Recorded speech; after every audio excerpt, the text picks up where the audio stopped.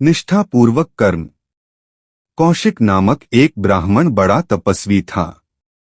तप के प्रभाव से उसमें बहुत आत्मबल आ गया था।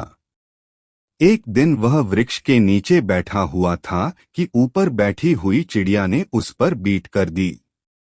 कौशिक को क्रोध आ गया। लाल नेत्र करके ऊपर को देखा तो तेज के प्रभाव से चिड़िया जलकर नीचे गिर पड़ी। ब्राह्मण को अपने बल पर गर्व हो गया। दूसरे दिन वह एक सद्गृहस्थ के यहाँ भिक्षा मांगने गया। गृहस्वामिनी पति को भोजन परोसने में लगी थी। उसने कहा, भगवन, थोड़ी देर ठहरो, अभी आपको भिक्षा दूंगी। इस पर ब्राह्मण को क्रोध आया कि मुझ जैसे तपस्वी की उपेक्षा करके यह पति सेवा को अधिक महत्व दे रही है। गृहस्वामिनी ने दिव्य दृष्टि से सब बात जान ली। उसने ब्राह्मण से कहा, क्रोध न कीजिए, मैं चिड़िया नहीं हूँ। अपना नियत कर्तव्य पूरा करने पर आपकी सेवा करूंगी। ब्राह्मण क्रोध करना तो भूल गया। उसे यह आश्चर्य हुआ कि चिड़िया वाली बात इसे कैसे मालूम हुई।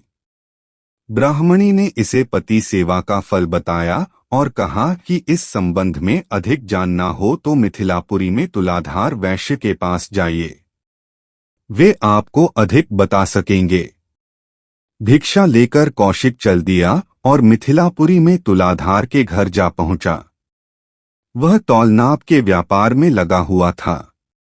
उसने ब्राह्मण को देखते ही प्रणाम अभिवादन किया और कहा, तपोधन कौशिक दे, आपको उस सद्गृहस्थ गृहस्वामिनी ने भेजा है सो ठीक है। अपना नियत कर्म कर लूं तब आपकी सेवा करूंगा। कृपया थोड़ी देर बैठिए। ब्राह्मण को बड़ा आश्चर्य हुआ कि मेरे बिना बताए ही इसने मेरा नाम तथा आने का उद्देश्य कैसे जाना। थोड़ी देर में जब वैश्य अपने कार्य से निवृत्त हुआ तो उसने बताया कि मैं ईमानदारी के साथ उचित मुनाफा लेकर अच्छी चीजें लोकहित की दृष्टि से बेचता हूँ। इस नियत कर्म को करने से ही मुझे यह दिव्य दृष्टि प्राप्त हुई है। अधिक जानना हो तो मगध के निजाता चांडाल के पास जाइए।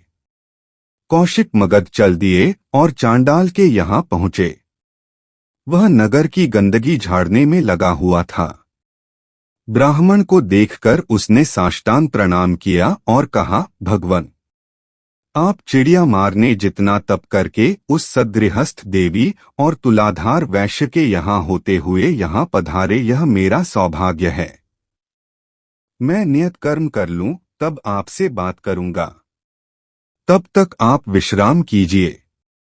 चांडाल जब सेवावृत्ति से निवृत्त हुआ तो उन्हें संग ले गया और अपने वृद्ध माता पिता को दिखाकर कहा, अब मुझे इनकी सेवा करनी है। मैं नियत कर्तव्य कर्मों में निरंतर लगा रहता हूँ, इसी से मुझे दिव्य दृष्टि प्राप्त है। तब कौशिक की समझ में आया कि केवल तप साधना से ही नहीं, नियत कर्तव्य कर्म निष्ठापूर्वक करते रहने से भी आध्यात्मिकता का लक्ष्य पूरा हो सकता है और सिद्धियां मिल सकती हैं।